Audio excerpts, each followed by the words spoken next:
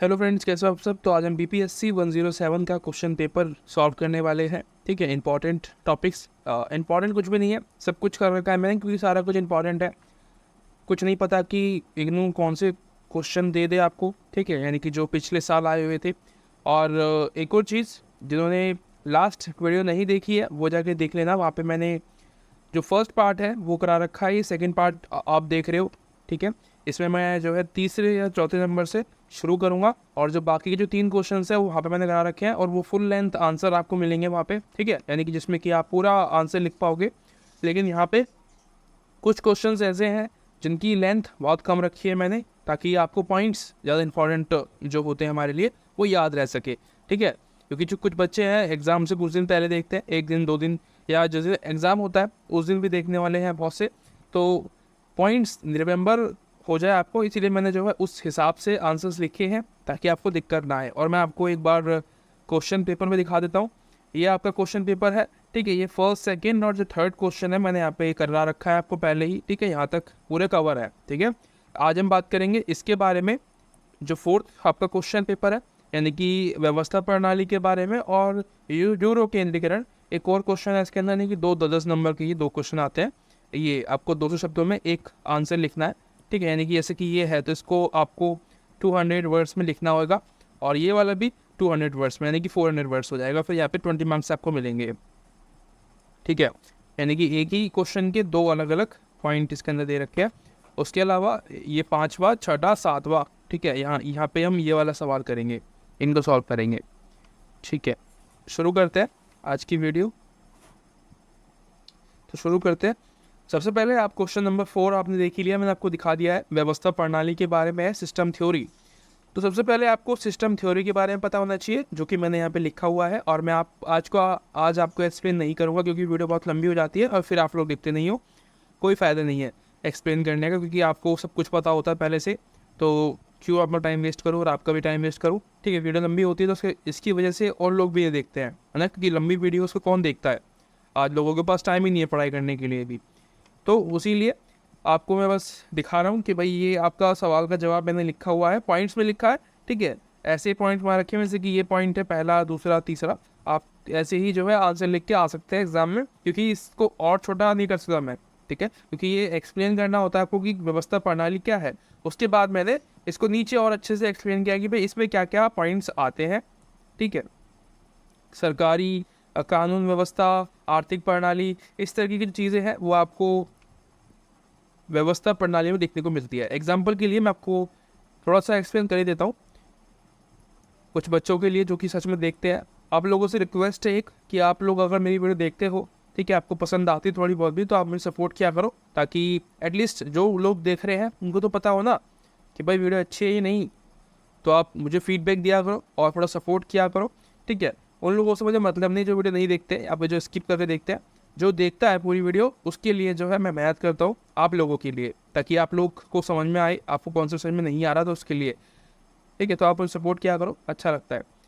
तो ये व्यवस्था प्रणाली बेसिकली, जैसे इंडिया आप देखते हो, इंडिया में जिस तरीके की हमारी प्रणाली है, ठीक है, मैंने एग्जाम्पल यहाँ पे दिया हुआ है आगे, कि भाई भारत में जो उदाहरण आप हम ले सकते हैं इंडिया का, कि भाई व्यवस्था जो है भारत की वो कैसी है, संसदीय व्यवस्था है। ठीक है, यानी कि ये अलग अलग कंट्री में अलग अलग प्रकार की हो सकती है। जैसे कि अमेरिका है, तो अमेरिका में किस तरीके की प्रणाली है, वहाँ पे प्रेसिडेंशियल जो है सिस्टम चलता है, यानी कि प्रेसिडेंट की पावर है सबसे ज़्यादा।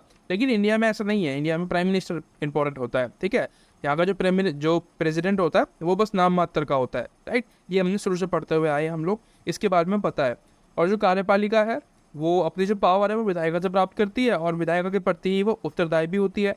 ठीक, तो ये इंडिया का एक तरीके से जो सिस्टम है, किस तरीके से हमारे यहाँ की जो पॉलिटिक्स है, जो व्यवस्था है वो काम करती है, वो आपको बताना पड़ेगा यहाँ पे। ठीक है, ये मैंने एक्सप्लेन यहाँ पे करने के लिए, आपको एग्जांपल देने के लिए इंडिया का लिखा है। आपको कुछ और कंट्री का लिखना है तो आप लिख सकते हो, अदरवाइज इंडिया का बेस्ट रहेगा हमारे हिसाब से, क्योंकि हम इंडिया में रहते हैं तो इसके हिसाब से इंडिया बेस्ट है। ठीक है, तो ये आप लिख सकते हैं, आपकी मर्जी है। और ये बेस्ट एग्जाम्पल है, आपको यहाँ पे हर एक पॉइंट मिल जाएगा। जैसे कि मैंने यहाँ पे आपको जो 3 स्तर है सरकार के इंडिया में, वो आपको मैंने यहाँ पे एक्सप्लेन किए हुए हैं कि भाई केंद्र यानी कि संघ, राज्य और स्थानीय निकाय। इसमें क्या आते हैं स्थानीय के अंदर, कि भाई ग्रामीण और नगरीय क्षेत्र इसके अंदर आपको देखने को मिलते हैं। ये बेसिकली आपका फुल लेंथ आंसर हो गया, ठीक है। 2 पेज 200 वर्ड हो गया आपका लगभग। 2 पेज मतलब 200 वर्ड। आपको गिनने नहीं है कि भाई 1 2 3 4 नहीं हुए, पूरे नहीं हुए, ऐसा नहीं होता है। 2 पेज मतलब 200 वर्ड समझ के चलो, ठीक है। उससे ज़्यादा आपको करना ही नहीं है। और आंसर जो क्वेश्चन है उनको सॉल्व करो, बाकी सब छोड़ दो, जो भी हो चुका है अभी तक उसको लीव करो और आगे चलो। यही ज़िंदगी का नियम है। उसके बाद सेकंड जो था इसके अंदर आपका चौथे क्वेश्चन के अंदर यूरो केंद्रीकरण के बारे में था, ठीक है। इसको इंग्लिश में यूरो सेंट्रलाइजेशन या सेंट्रलिज्म भी कहते हैं। ये आपको जो है इसका जन्म देखने को मिलता है वो 2002 में देखने को मिलता है, यानी कि पूर्ण रूप से 2002 में से जन्म हुआ। ये पक्षपाती पूर्ण विचारधारा है। बेसिकली देखो ये यूरो केंद्र क्या है, जैसे कि आपको नाम से पता चल रहा है, ये एक तरीके की विचारधारा है जो कि ये कहती है कि भाई सब कुछ यूरोप से शुरू हुआ है। यानी कि जो ज्ञान है, जो हम नॉलेज बात करते हैं, टेक्नोलॉजी की बात करते हैं, यूरोप क्रांति की बात करते हैं, वो सब कुछ वहीं से शुरू हुई है, ठीक है। यानी कि ज्ञान का या जो लोकतंत्र है, लोकतंत्र की जननी ये अपना आपको बताते हैं कि भाई लोकतंत्र सबसे पहले यूरोप के अंदर आया, उसके बाद बाकी देशों में फैला। तो इस तरीके की जो विचारधारा है वो आपको यूरो केंद्र में देखने को मिलती है। मैंने यहाँ पे एक्सप्लेन किया हुआ है आपको सब कुछ, ठीक है। ये आपको एज इट इज़ लिख सकते हो आप पॉइंट के अंदर, ठीक है। एग्जाम में भी आप अगर आप ऐसे ही लिख के आते हैं तो आपको डेफिनेटली नंबर मिल जाएंगे, कोई दिक्कत नहीं है, ठीक है। क्योंकि 2 पेज में पढ़ना होता है, बस 200 नंबर मतलब 2 पेज, आपको इजीली नंबर यहाँ पे मिल जाएंगे। फास्ट कर करके आप जो है इसको लिखते रहना और याद कर लेना, आपकी मर्जी है, जो भी आपको सही लगे स्क्रीनशॉट ले सकते हो आप। और दुनिया की उत्पत्ति और इतिहास का वास्तविक अध्ययन ये आपको छोड़ दे, ये मतलब पिछली जो उसका पहला वाला जो पार्ट है यहीं से ये और इसका नेक्स्ट पार्ट यहाँ पे आपको मिलेगा, ठीक है। इसके अंदर यूरो केंद्रीयता के 2 महत्वपूर्ण आधार हैं, यानी कि ये किस चीज़ पे बेस्ड होता है वो लिखे हुए हैं मैंने। और इसका निष्कर्ष लास्ट में, आपको निष्कर्ष लिखना नहीं आता है तो आप जो है ये देख लेना एक बार, आप सीख जाएंगे निष्कर्ष लिखना, ठीक है। इसका ये इंपॉर्टेंट होता है। कुछ क्वेश्चन में मैंने यहाँ पे जो है इंट्रोडक्शन नहीं लिखा है, तो अगर आपको लगता है कि इंपॉर्टेंट है लिख सकते हैं आप, तो उसको आपको लिखना पड़ेगा वहाँ पे, ठीक है। इंट्रोडक्शन मस्ट होता है आंसर लिखने से पहले, ठीक है। अगर आपको नहीं पता कि इंट्रो कैसे लिखते हैं तो वो आप जाके जो है मेरी वीडियो देख लेना, वहाँ पे आपको पता चल जाएगा कि इंट्रो कैसे लिखते हैं, ठीक है। पहली वाली जो वीडियो है उसी में ही आपको इंट्रो दिख जाएगा, क्योंकि ये एक पर्टिकुलर चीज़ों पर बेस्ड है, इसलिए मैंने यहाँ पे इंट्रो नहीं लिखा है। उसके बाद संयुक्त राष्ट्र यानी कि यूएन के उद्देश्य और उसके प्रमुख अंगों की भूमिका की व्याख्या कीजिए। तो इसकी जो उद्देश्य होते हैं यूरोप के, यूएन के, उसको हमने यहाँ पे क्या करना है, उनके उद्देश्यों को और उनकी जो अंग है उसको एक्सप्लेन करना है। तो मैंने यहाँ पे जो सबको अलग अलग एक्सप्लेन किया है कि भाई यूएन के जो उद्देश्य हैं वो मैंने यहाँ बताए हुए हैं, ठीक है। आप ऐसे लिख सकते हैं आंसर में, लेकिन क्या है यहाँ पे थोड़ा जो कम पड़ जाएगा, क्योंकि आपको 4 पेज आंसर लिखना है इसके अंदर, यानी कि 400 वर्ड्स का आपको आंसर लिखना पड़ेगा, क्योंकि 20 मार्क्स का क्वेश्चन है, ठीक है। क्वेश्चन नंबर 5 दिसंबर 2023 का क्वेश्चन पेपर है ये। तो यूएन के उद्देश्य आपको लिखना पड़ेगा यहाँ पे, और इनको यहाँ पे जो है आपको एक्सप्लेन भी करना पड़ेगा, क्योंकि मैंने यहाँ पे एक्सप्लेन नहीं किया है टाइम बचाने के लिए, आपका भी और मेरा भी, ठीक है। इससे क्या है ना, आपको याद करने में दिक्कत नहीं आएगी। मैं आपको पूरा लेंथ आंसर लिख के दूंगा तो आपको याद नहीं कर पाओगे आप, क्या फ़ायदा, फिर बुक पढ़ना जैसा हो जाएगा वो, उसमें कोई मज़ा नहीं है फिर, ठीक है। तो आप ऐसे लिख सकते हैं। और उसके बाद यूएन के 6 प्रमुख अंग मैंने यहाँ पे एक्सप्लेन किए हुए हैं कि महासभा, सुरक्षा परिषद, ट्रीटी परिषद, सामाजिक आर्थिक परिषद, अंतर्राष्ट्रीय न्यायालय, सचिवालय। तो ये अलग अलग मैंने यहाँ पे 6 अलग अंग जो है यूएन के वो मैंने यहाँ पे बताए हुए हैं, और आगे इनको एक्सप्लेन भी किया है, ठीक है। प्रमुख जो अंग है उनकी भूमिका है यहाँ पे मैंने एक्सप्लेन की हुई है, जैसे कि आर्थिक सामाजिक परिषद, ठीक है, इको और शोको, इस तरीके से इसको शॉर्टकट में बोलते हैं। और अंतर्राष्ट्रीय न्यायालय ICJ करके इसको बोलते हैं। और संयुक्त राष्ट्र सांख्यिकी प्रभाव, तो ये मैंने यहाँ पे एक्सप्लेन किया हुआ है इनको, आप इसको पढ़ लेना, ठीक है। और पॉइंट्स आपको रिमेंबर रखने हैं। ये मैंने 2 पेज लिखा है, आपको 4 पेज लिखना है, ठीक है। याद रख के चलना 4 पेज, ताकि आप कम ना पड़ जाए वहाँ पे, ठीक है। इसलिए इसमें आपको क्या और करना है, इंट्रोडक्शन आपको यहाँ पे ऐड करना पड़ेगा, इंट्रो, ठीक है।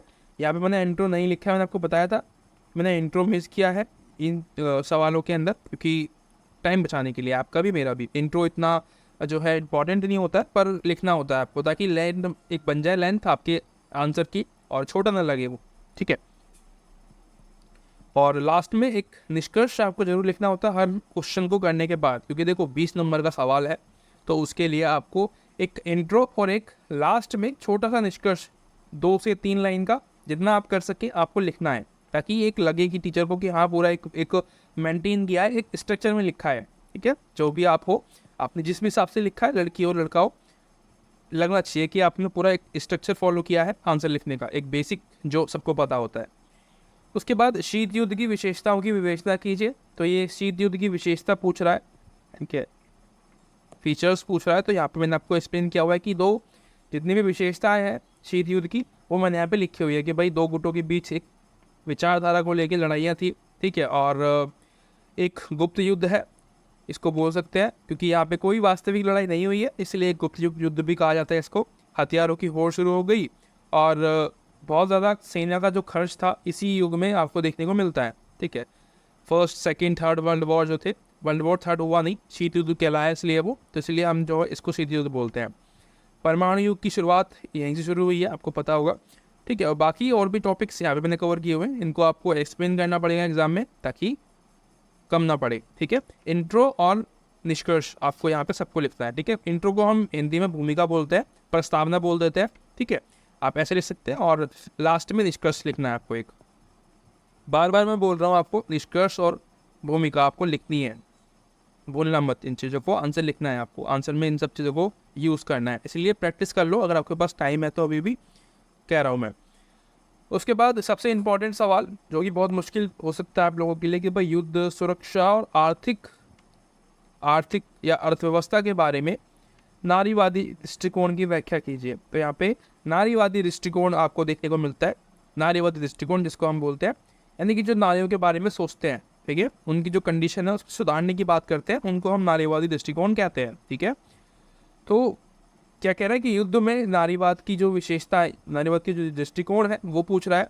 ठीक है, युद्ध में, सुरक्षा में, अर्थव्यवस्था में। तो ये 3 टॉपिक्स में आपको अलग अलग मैंने यहाँ पे एक्सप्लेन किया हुआ है कि युद्ध में, सुरक्षा में और अर्थव्यवस्था में नारीवादी दृष्टिकोण का क्या कहना है। ठीक है, तो मोस्टली जो इनकी व्यूज़ है उनको लेके वो नेगेटिव है, आपको देखने को मिलेंगे। जैसे कि युद्ध के बारे में जो नारीवादी विचारक है, फेमिनिज्म है, वो क्या कह रहा है कि भाई युद्ध और संघर्ष के क्षेत्र में पुरुष प्रधानता है, यानी कि आप जहाँ पे आप जैसे आर्मी आप देखते हो, वहाँ पे मोस्टली पुरुष है, और अगर महिलाएं हैं तो बहुत कम है, उनकी चलती नहीं है। ठीक है, और ऐसा भी कहा गया है कि वहाँ पे उनको बलात्कार और यौन जो हिंसा है उसका भी सामना करना पड़ता है, काफ़ी सारी समस्याएं भी उनको उठानी पड़ती है। ठीक है, और जो भी अच्छे काम होते हैं उनमें उनको पीछे रखा जाता है। ठीक है, उनको कमज़ोर समझने की कोशिश की जाती है कि वो कमज़ोर है इंसानों से, इंसान मतलब आदमियों से, सॉरी। ठीक है, इस विचार के मुताबिक राजनीतिक सैन्य अभ्यास, ये आपको याद रखना है। ठीक है, पॉइंट्स में लिखे हैं मैंने ये भी इस तरीके से। उसके बाद सुरक्षा पर नारीवादी दृष्टिकोण, ये मैंने आप एक्सप्लेन किया हुआ है कि भाई इंटरनेशनल जो रिलेशनशिप्स होती है उसमें महिला को कमज़ोर समझा जाता है, और सार्वजनिक स्थान और महिलाओं के लिए असुरक्षित है, ये भी हमें पता है। सार्वजनिक स्थानों को पितृसत्तात्मक ताकतों से दूर रखने की बात जो है नारीवादी विचारक करते हैं कि भाई जो भी सार्वजनिक स्थान है उनको हमें पितृसत्तात्मक यानी कि जो पुरुष है उनसे दूर रखना चाहिए, और संविधान के कंट्रोल में होना चाहिए वो सब कुछ। ठीक है, जिसमें कि महिलाएं भी बराबर की हकदार हो। हर एक जितनी भी गवर्नमेंटल इंस्टीट्यूशंस हैं, जितनी भी गवर्नमेंटल अलग चीज़ें हैं, आर्मी है, पुलिसकर्मी है, उसमें बराबर महिलाएं भी होनी चाहिए, इनका ऐसा मानना है। ठीक है, जो कि अच्छी चीज़ है। उसके बाद अर्थव्यवस्था पर नारीवादी दृष्टिकोण, तो ये इकोनॉमिकल है। आपको पता होगा कि क्या होता है कि महिलाओं को बाहर जाने का, कमाने का हक नहीं था पहले, लेकिन अब है। ठीक है, ये नारीवादी दृष्टिकोण काफ़ी पुराना है, तो इसलिए आपको ऐसा लग रहा होगा कि ये पता नहीं क्या बोल रहे हैं, ऐसा तो नहीं है, अभी इतना ज़्यादा भी नहीं है, लेकिन ये थोड़ा पुराना दृष्टिकोण हो चुका है। फेमिनिज्म जो है लोग अभी फॉलो करते हैं वो अलग चीज़ है, लेकिन ये पुराना है काफ़ी। ठीक है, तो उस हिसाब से इसकी जो विचारधारा है वो पुरानी आपको देखने को मिल सकती है, क्योंकि उस समय जो महिलाएं हैं उनको बराबर का अधिकार नहीं था सब जगह पे, और हाँ आज भी नहीं है कुछ स्थानों पे तो, लेकिन अर्थव्यवस्था में आपको देखने को मिलता है कि महिलाएं भी काम करती है और अपना घर चलाती हैं। ठीक है, तो ये नहीं कह सकते कि नहीं करती है वो, ये गलत होगा कहना, वो भी करती है, बराबर का हक उनका भी है, वो भी अपनी फैमिली को पालती है, ठीक है, अपने बच्चों को पालती है। ये आपको लिख लेना है, ठीक है भाई। मैं आपको पॉज कर देता हूँ यहाँ पे थोड़ी देर के लिए, आप स्क्रीनशॉट लेके या फिर आपको पढ़ना है तो आप पढ़ सकते हैं इसको, ठीक है। राइटिंग ऐसी है, ठीक है, राइटिंग के ऊपर माइंड मत करना, सॉरी फॉर दैट। और आशा करता हूँ ये वीडियो आपको अच्छी लगी होगी, थोड़ा बहुत भी आपको सीखने को मिला है, इतनी मेहनत मैंने की है आप लोगों के लिए, तो एक लाइक कमेंट तो बनता है, और सब्सक्राइब जरूर कर देना, बहुत ज़रूरत है मुझे सब्सक्राइबर्स की। मिलते हैं अगली वीडियो में, तब तक के लिए thank you so much, bye bye.